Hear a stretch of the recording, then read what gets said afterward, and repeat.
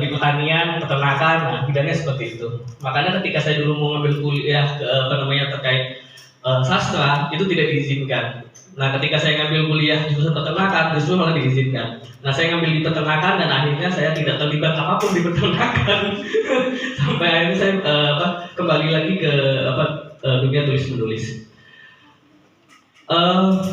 Kebetulan kalau ketika sebelum menikah apa aja sih Kak nulis ya itu tadi sudah disebutin oleh ibu gurunya terkait puisi, cerpen gitu kan, novel gitu kan. Nah setelah sudah menikah ini untuk menulis sastra ini kok kayaknya sudah mulai berkurang, lebih banyak ke digital gitu kan. Dan alhamdulillah 1 tahun terakhir kemarin saya dipercaya oleh salah satu tokoh di Lampung, wali kota Bandar Lampung, untuk menuliskan 4 bukunya. Nah, ini salah satu judul buku yang pernah saya tulis diminta oleh teman-teman di kota Bandar Lampung, buku tentang Pak Herman HN. Nah ini selain itu juga pernah nulis salah satu tokoh Chinese di Provinsi Lampung, pengusaha, untuk biografinya. Nah itu saya tidak memahami bagaimana jalan menulis ini bisa membawa saya sebegitu jauhnya. Dan sampai akhirnya apa yang jadi hobi saya sewaktu kecil itu sampai saat ini menjadi pendapatan saya gitu. Nanti kita akan berkisah kenapa akhirnya saya kok bergerak sih menjadi pegiat literasi gitu kan. Kan literasi itu literasi dasar itu ada 5 ya. Literasi baca tulis, ya kan? Literasi numerasi itu menghitung, literasi sains, literasi finansial, digital, dan sosial kewarganegaraan, ya kan? Nah, pada akhirnya ketika melihat waktu itu pernah ketemu dengan Mbak Najwa, tidak sedekat ini malah di Provinsi Lampung saat kebetulan kan saya saat ini masih menjadi fasilitator transformasi perpustakaan berbasis inklusi sosial Pak. SK Gubernur dari zaman itu kayaknya masih panjang. Terakhir ini dikabarkan ikut tergabung menjadi kelompok kerja Bunda Literasi Provinsi Lampung. Alhamdulillah masih dipercaya, gitu kan. Nah, ini sedikit berbagi pengalaman. Ketika saya tidak menekuni dunia tulis menulis saya, ketika saya masih kecil yang sekedar hobi, yang saya tidak tahu bahwa ternyata tulis menulis itu bisa menjadikan pendapatan gitu.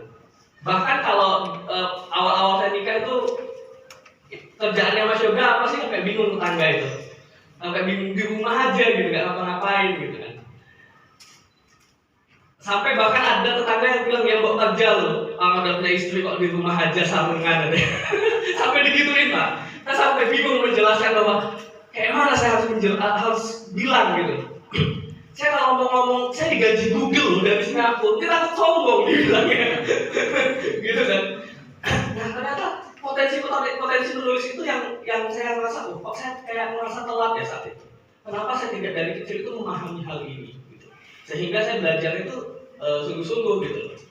Nah tapi ya mungkin dalam rezeki saya sampai hari ini, nah makanya kenapa di setiap sesi saya selalu ingin menjelaskan bahwa peluang menulis itu sangat luar biasa. Tadi Pak Isan apa Mas Isan sudah menjelaskan dari buku kita sudah ada yang bisa membangun pondok pesantren. Itu kan sangat luar biasa sekali. Nah, di bidang tulis menulis ini kalau misalnya saya punya basic enggak, artinya saya mau belajar gitu. Medianya apa? Yang pertama kali saya mengenal adalah ya sekedar mading, majalah bimbing, kalau di sekolah kan ada mading gitu kan, untuk melatih lah gitu kan.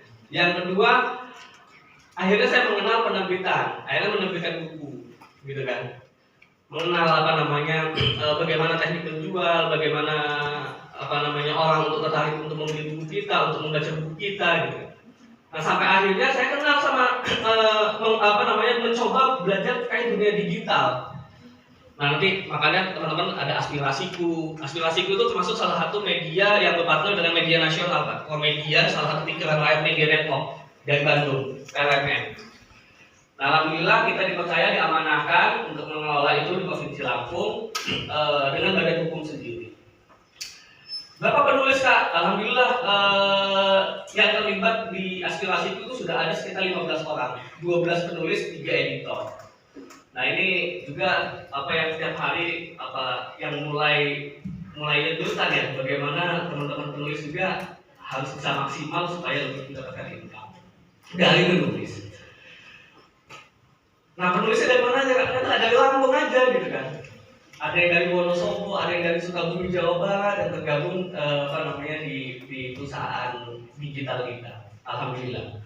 Nah, hari ini saya pagi tadi sudah dikasih lihat ada beberapa nanti kita ulas ya. Tapi saya ingin menjelaskan, tadi saya sudah sedikit membaca terkait cerita pendek yang dikirim yang ditulis ya oleh adik-adik, dan saya sudah membaca kok ini mah nggak perlu saya latih, nggak perlu saya komentari gitu kan, sudah bagus gitu kan, sudah luar biasa sekali gitu. Justru malah mungkin saya nggak ada apa-apanya ketika menggali ide ini gitu.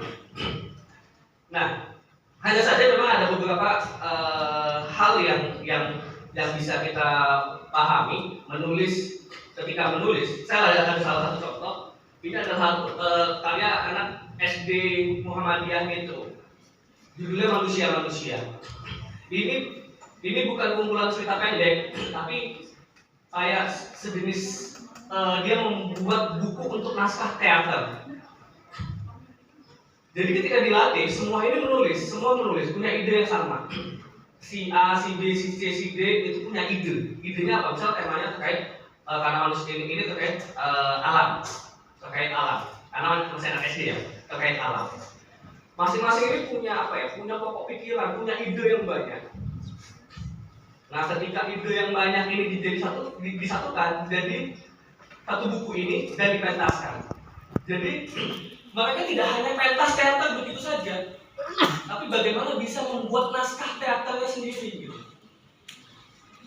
Nah, ini nanti teman-teman juga bisa. Tadi saya sudah sedikit ngobrol, kayaknya kalau misalnya pesantren fokus dengan literasi, bisa nih camp literasi gitu kan. Camp literasi santri, bagaimana santri membuat pertunjukan lewat literasi, tidak hanya sekedar menulis, tapi bagaimana bisa mementaskan hasil tulisannya gitu. Nah, makanya ketika menulis kita juga harus menaruh jiwa, kehidupan di dalam tulisan itu. Jadi bukan hanya dipraktekkan saja. Jadi bukan ketika teater itu tulisan itu akan hidup, tapi bagaimana ketika kita menulis, tapi tulisan itu juga langsung akan hidup. Nah, itu gimana caranya? Nanti kita akan ulas. Nah, makanya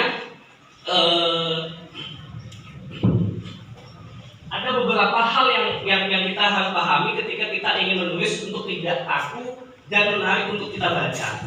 Ini sebetulnya materi lama.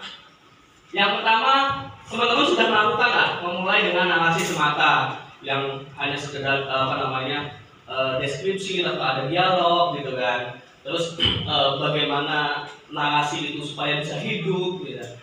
Kayak seolah-olah kita itu kalau membayangkan sesuatu mengajak orang untuk membayangkan gitu kan. Nah, nanti ada ininya. Memulai dengan kombinasi narasi dan dialog gitu kan. Tadi misalnya kita ingin Lampung Timur 07.00 WIB misalnya, menandakan waktu kan. Suara kicauan burung menarik perhatianku, suaranya merdu, aku pun tersanjung dengan keindahannya misalnya. Kan orang ngebayangin, oh kicauan burung kayak mana sih? Keindahannya kayak mana sih ketika hanya mendengarkan suara saja gitu kan. Terus sampai akhirnya dicari nih, burung apa sih sebetulnya? Nah, itu kan orang ikut membayangkan ketika kita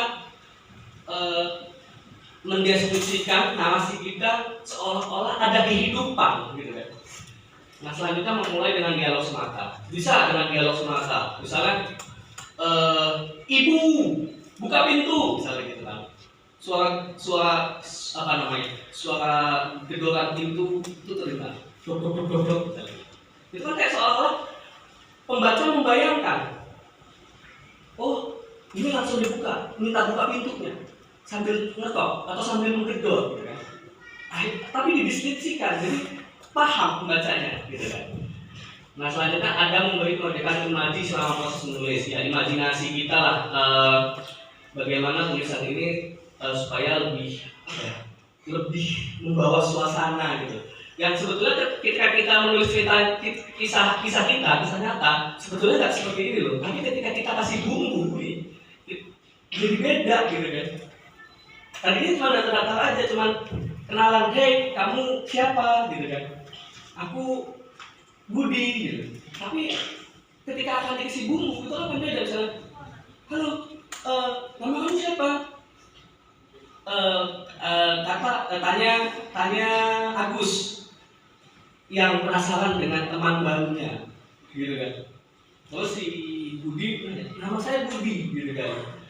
Terus nama saya Budi, maaf saya sudah mengganggu aktivitas kamu, gitu kan. Misalnya karena ada sesuatu interaksi aktivitas gitu. Nah itu kan akhirnya menjadi menarik, tidak yang tadinya sekedar data siapa sih ini gitu. Nah, siapa sih nama kamu gitu kan. Itu kan jadi data. Tapi ketika ada interaksi yang menjelaskan gitu, ada penjelasannya, jadi itu menjadi lebih menarik. Selanjutnya membuat ending yang menarik ya, karena sesuatu cerita tentunya kita ingin menyampaikan sesuatu pesan ya. Nah pesannya itu apa sih? Menarik gak sih? Gitu kan. Ketika cerita di awal sudah menarik, pasti akan penasaran dengan isi ceritanya seperti apa sih. Kalau kita nonton sinetron, sinopsis gitu, sinetron kita akan baca sinopsisnya gitu. Nah makanya di sinopsis itu pasti akan dijelaskan gitu. Kira-kira, wah bagus gak sih kalau misalnya untuk saya baca sampai habis gitu. Karena ada yang suka baca cuma di belakangnya doang, kok penasaran nih. Ayo baca lagi ke depan, ada yang cuma dari depan, ada yang dari tengah gitu. Makanya ada beberapa penulis teman yang ngasih skrip strateginya seperti ini. Tulislah yang terbaik di awal, di tengah, dan di akhir gitu. Kalau misalnya kita belum menguasai yang terbaik di semua halaman, gitu kan. Selanjutnya membuka tempat dan titik mangsa. Nah, seperti yang kakak bilang tadi, Lampung Timur titik 2021, Lampung Timur titik jamnya gitu kan 06.00 WIB gitu. Misalnya untuk memulai itu bisa juga, tapi bisa memulai dengan hal yang lain ya. Ini kan cuma contoh. Nah, selanjutnya tahapan kita tadi kan teman-teman sudah menulis lah ya. Tahapan kita itu tinggal menyunting dan mengoreksi naskah, gitu kan. Nah, menyunting dan mengoreksi naskah itu sebetulnya bukan hanya menjadi tugas kita juga, bukan hanya sekedar menjadi tugas kita juga. Jadi teman-teman sebelum menyunting dan mengoreksi naskah bisa juga minta tolong sama temennya, tolong dong bacain, gitu kan. Tolong dong dibaca dulu, kira-kira menurut kamu apa sih yang kurang? Ada hal-hal yang menjadi harus saya koreksi nggak sih, gitu kan? Sebelum saya koreksi secara utuh. Nah, ketika teman-teman sudah, ini kurang tanda titik gitu kan. Ini nggak jelas ceritanya. Nah, akhirnya kita perjelas, kita perbaiki lagi, gitu kan. Nah, begitupun fungsinya ketika kita mulai menulis, ya tulis aja dulu. Ketika selesai menulis, baru kita membaca ulang tulisan kita. Jangan pindah dulu ke lain cerita, tapi selesaikan dulu ceritanya. Misalnya nonton cerita pendek. Cerita pendek itu kan paling 3 halaman sampai 7 halaman. Nah, 3 sampai 7 halaman misalnya sampai ke halaman ke-5, bingung ya. Kok saya punya cerita ide yang lain ya? Saya tulis lagi yang lain. Saya yakin semua nggak akan selesai. Selesaiin dulu yang ada. Ketika selesai yang ada, ketika semua selesai, nanti kita baca ulang. Ada yang kurang menarik nih di sini nih. Nah, baru kita mulai lagi. Gitu kan. Nah, jadi pokoknya ketika sudah punya ide satu tulisan, ya udah tulis dulu sampai selesai, gitu. Nanti setelah selesai baru kita baca lagi dan kita ulangi lagi. Nah, selanjutnya tidak mengandung unsur sara dan pornografi. Oke, fix ini tidak inilah. Menyesuaikan membaca tema dan bahasa yang digunakan. Ya, itu sudahlah. Lanjut ke bawah. Nah, ini yang kadang-kadang banyak yang suka salah dan suka lupa gitu kan. Termasuk penulis-penulis di media yang kakak kelola juga masih banyak yang lupa. Lanjut. Nah, betul. Nah, ini sebuah dialog biasanya ditulis dengan tanda kutip ya, kutip 2 ya. Nah, ya. Semua tanda baca yang mengakhiri dialog diapit oleh tanda tersebut. Contoh, apakah ini yang dinamakan keadilan? Ini kan ada pertanyaan, kasih tanda tanya, tanda kutip, ya kan? Nggak perlu kasih koma lagi, karena kan sudah ada ini. Ia orang gila, karena tersebut kan. Jadi Kasih tanda tertentu bisa. Hampir setiap hari dia menulis puisi untuk Ariati. Titik. Kalau misalnya tidak ada kelanjutan lagi. Lanjutkan. Kita ada contohnya lain. Nah, ini misalnya ini teks dialog, sebuah frasa yang mengidentifikasikan siapa yang mengucap dialog tersebut. Nah kan biasanya ada tokoh ya, ada tokoh si Ani, si Budi, si siapa gitu kan. Ini misalnya si Frans gitu kan. Dari cara bicara ombak lautan yang gunung besar dan mematahkan lantai pepohonan pesisir. Bisa aja, ini kan ada apa namanya, ada dialog yang kapal Pandovits itu yang Ariati gitu kan, semua dengan syair dan dia tulis gitu kan. Bisa juga teman-teman enggak? Ini saya bilang menggunakan imajinasi. Artinya bahwa ketika kita membuat sebuah dialog, ya nggak harus sekedar datar aja. Misalnya kamu sudah makan gitu kan, enggak, tapi bisa ketika kita mau ngomong kamu sudah makan itu udah muter dulu kemana-mana. Misalnya apa namanya, dari suara perutmu nampaknya aku mendengar suara yang merdu gitu kan. Apakah kamu belum makan? Intinya kamu belum makan, tapi karena dia mendengar suara perut yang keloncongan, akhirnya dia mengungkapkan kata-kata keloncongan temennya yang lapar ini dengan dari suara isi perutmu aku mendengar sesuatu yang ini kan. Jadi seolah-olah ya intinya sebetulnya kamu belum makan nih, lapar gitu kan. Intinya seperti itu gitu loh. Apa bahasanya menggunakan bahasa imajinasi yang lebih luas gitu loh. Menggunakan kelengkapan gitu kan, ungkapan yang lain. Terus bagaimana caranya agar kamu bisa memaafkan diriku? Tanya Renata pada lelaki di hadapannya. Ini kan sudah membayangkan, misalnya Renata bicara lelaki dia minta maaf sama seseorang gitu kan, sama lelaki di hadapannya. Nah tapi kalau misalnya cuma bagaimana caranya agar kamu bisa memaafkan diriku, tanya Renata.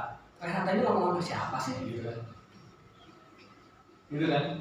Jadi apa ya, kayak ada interaksi lah di dalam dialog itu. Pergi dari sini, caci maya pada Ayu sembari menunjuk arah pintu keluar. Intinya pergi dari sini, langsung di situ pintunya. Apa kita menjelaskan pergi dari sini, itu pintunya? Enggak, tapi pergi dari sini, caci maya pada Ayu sembari menunjuk arah pintu keluar. Nah, tapi kan dia sudah menunjuk bahwa pintu keluarnya ada di sana gitu, bisa. Tanpa dikasih tahu di dialog.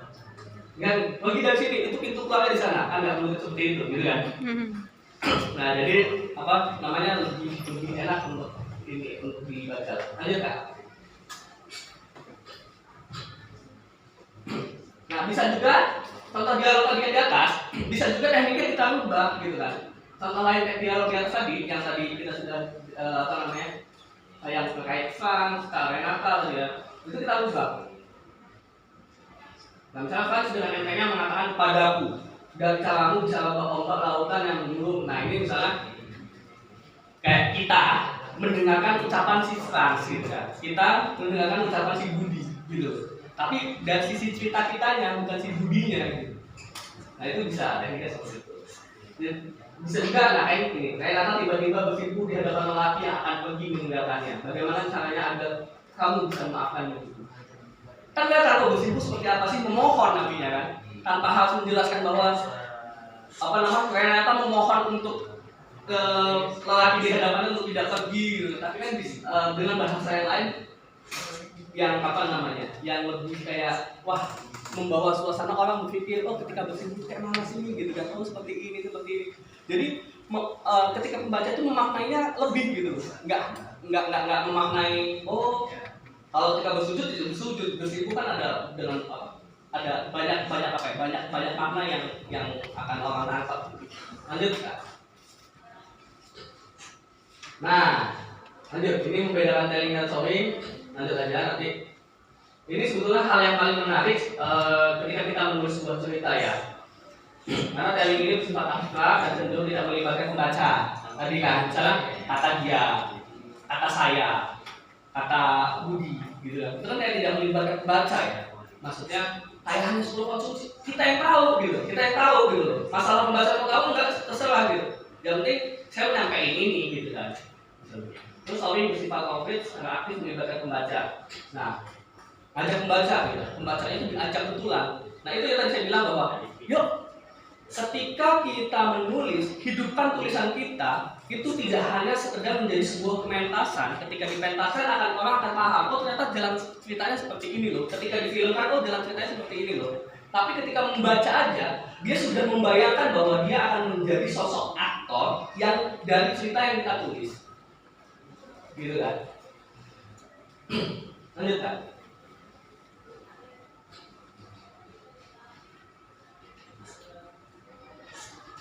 Nah ini contohnya. Misalnya kalimatnya sebagai pemimpin Anda tidak bisa bersikap adil pada bawahan. Oke, itu misalnya contoh kalimatnya. Nah bagaimana terkait teknik teknik telling dan showing. Nah misalnya sebagai pemimpin Anda tidak bisa bersikap adil pada bawahannya, katanya dengan kesal. Oke, ini masih teknik terkait standar lah gitu kan. Kesalnya seperti apa sih, sejauh apa sih gitu kan. Terus ketika dia menggunakan teknik showing, sebagai pemimpin Anda tidak bisa bersikap adil pada bawahan. Dia terlihat sangat kesal pada atasan tersebut. Wajahnya memerah marah, tangannya menuding-nuding. Oh, berarti kan marah banget. Mukanya jadi merah marah gitu, terus menuding-nuding gitu kan. Berarti kan dia kesel banget sama pimpinannya itu. Sebegitu kesalnya, jadi pembaca ikut, oh ternyata begini kesalnya. Sampai kesalnya dia, oh kamu ini nggak bisa ini, misalnya begitu kan. Jadi pembaca ikut membawa emosi lah ketika kita menuliskan sebuah emosi. Lanjut ya. Oke, lanjut aja. Oke, ada sekarang dulu. Nah, contoh misalnya bunga itu cantik gitu kan. Ada yang bilang, ih bunga itu cantik ya gitu kan. Bunga itu cantik ya gitu kan. Kan ada sih kalau misalnya kita jalan, ih bunga itu bagus ya gitu kan.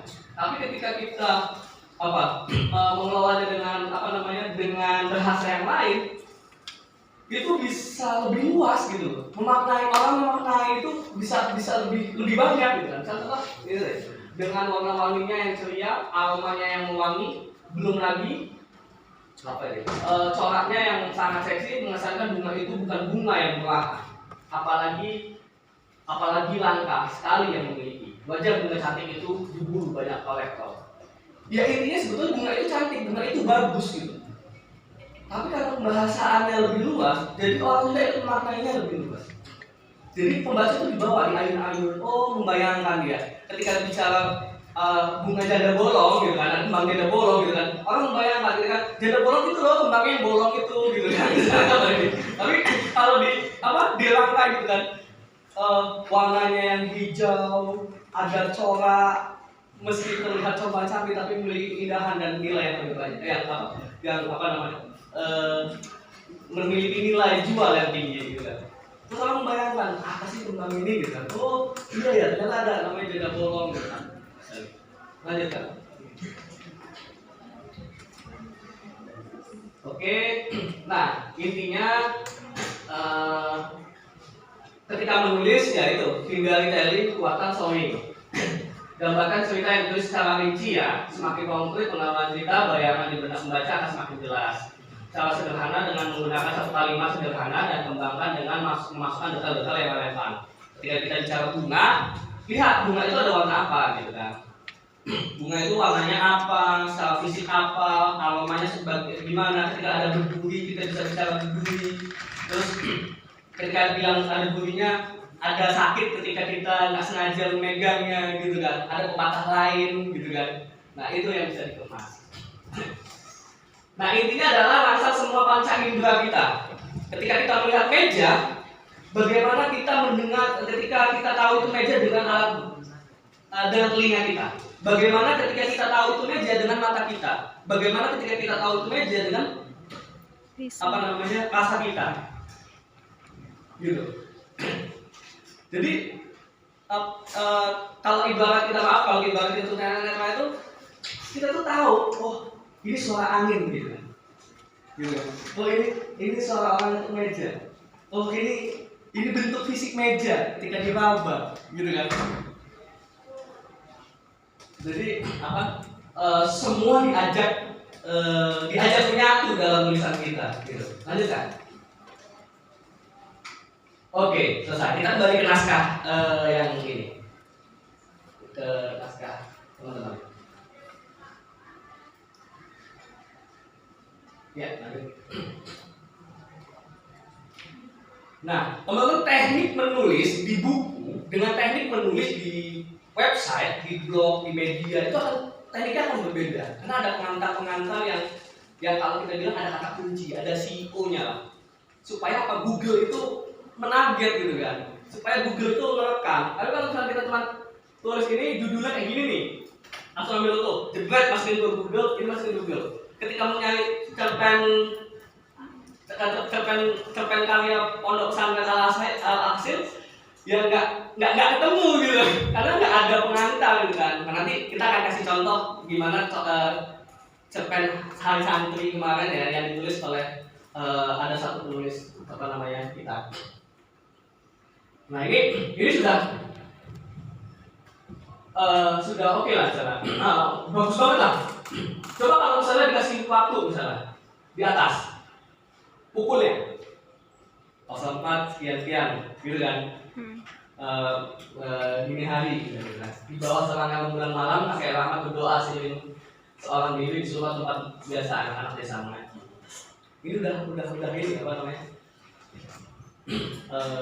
Sudah mengajak orang juga untuk apa namanya? Untuk ketika membaca, oh ini ya, kakek Rahmat ini berdoa di sebuah surau, suasananya. Tapi kalau ditambah lagi misalnya suasana desanya seperti apa, ketika dia bicara di surau itu di tengah kebun atau di tengah sawah gitu kan, ada suara kodok atau segala macamnya, supaya lebih apa ya, semakin hidup, hijauan-hijauannya itu supaya lebih ini. Jadi orang merasa, wih sejuk banget ya, saya bermimpi ini bisa seperti kakek Rahmat gitu kan.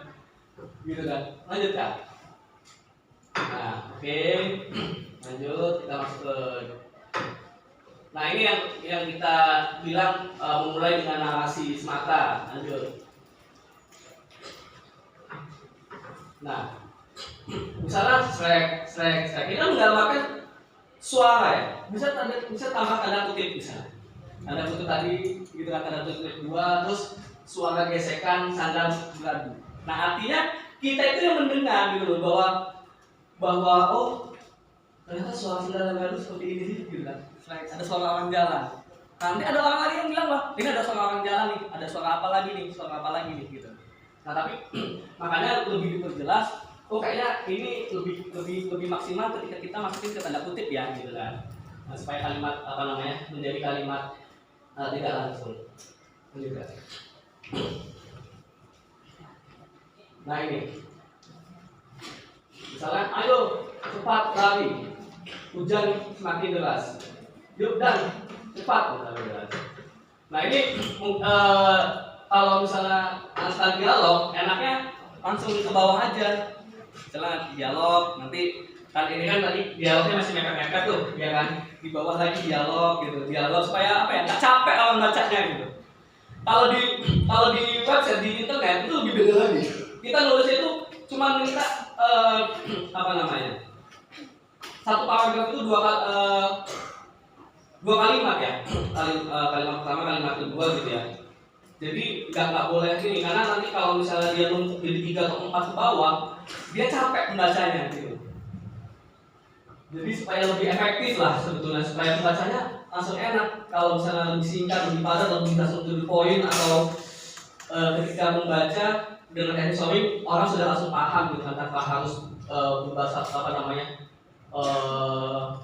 menumpuk-numpuk seperti ini. Nah, penggunaan tanda titik ya ini enaknya di dalam tanda petik. Nah ini banyak apa namanya banyak yang selama ini kita salah. Artinya sudah selesai ya ininya, memastikan bahwa dialog itu sudah selesai dan masuk ke penjelasan. Oke. Nah misalnya nih kayak gini kan, dingin, ini kan diturunin ke bawah aja lebih enak ngebacanya, gitu kan? Nah, tuh, terus lanjut. Oke, ya, ini kan numpuk semua nih dialog ini, ya kan? Kalau dia udah turun ke bawah, itu lebih enak lagi orang bacanya gitu. Jadi ada kayak dialognya itu memang hidup gitu kan, terus lebih rapi gitu kan, lebih tersusun. Nah, lanjut aja nggak apa-apa sambil jalan. Nah, ini kan masih tanda ini. Kalau sudah pakai tanda seru, nggak usah pakai tanda koma lah, gitu kan misalnya.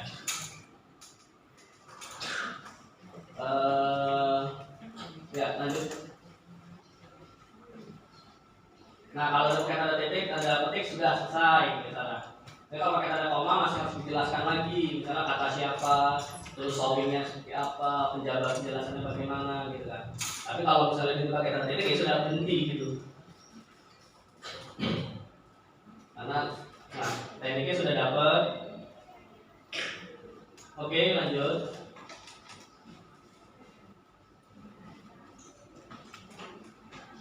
Oke, nah termasuk narasi sebetulnya. Narasi itu nggak perlu panjang dan numpuk gitu, dibukin aja menjelaskan seefektif mungkin, tapi apa namanya tadi itu tidak menghilangkan imajinasi kita, tidak menghilangkan keindahan tulisan kita gitu kan. Orang juga bisa membayangkan, ikut terbawa suasana gitu kan. Lanjut, nah ini sama, koreksi ini sama kayak tadi, teknik penulisnya sama. Yang seperti dibilang, tapi rata-rata kebanyakan sih seperti itu gitu loh. Jadi sebetulnya problem masalahnya itu sama semua sebetulnya. Makanya kenapa saya kadang juga sekarang sama teman-teman penulis gitu kan, sama apa namanya yang nulis di media kita supaya lebih memperhatikan. Kalau teman-teman editor yang lain, bang udah kayak gitu tuh gak usah dipikirin gitu kan. Udah kalau misalnya bisa kita koreksi aja, kita habisin waktu kita untuk ngedit. Gue nggak bisa, karena kalau kayak gini menjadi kebiasaan dan akan terus berulang. Kapan waktu editor untuk bisa memaksimalkan penulis ketika penulisnya juga masih suka mengabaikan hasil tulisannya gitu kan. Jadi harus memang koreksi kecil. Lanjut.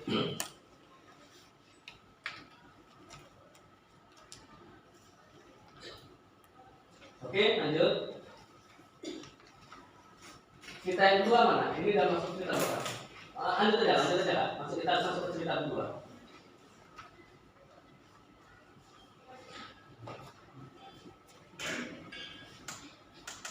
Cerita. Oke, nah ini cara cintai aku dalam Islam. Wah,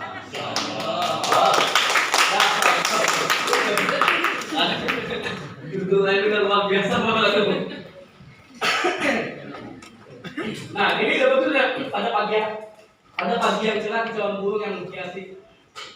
Pada pagi yang cerah kicauan burung yang menghiasi kota Jakarta. Ya, mungkin ada kalimat yang tidak efektif yang harus dihapus secara gitu kan. Ada yang tidak efektif karena ada kalimat yang double gitu kan. Pada pagi hari yang cerah kicauan burung menghiasi kota Jakarta. Yang di depan menghiasi udah nggak perlu lagi. Itu kan terlalu apa ya? Kalau kita kok rajin amat sih nulis kata yang ini gitu kan, boros lah gitu kan, harusnya bisa dihiasi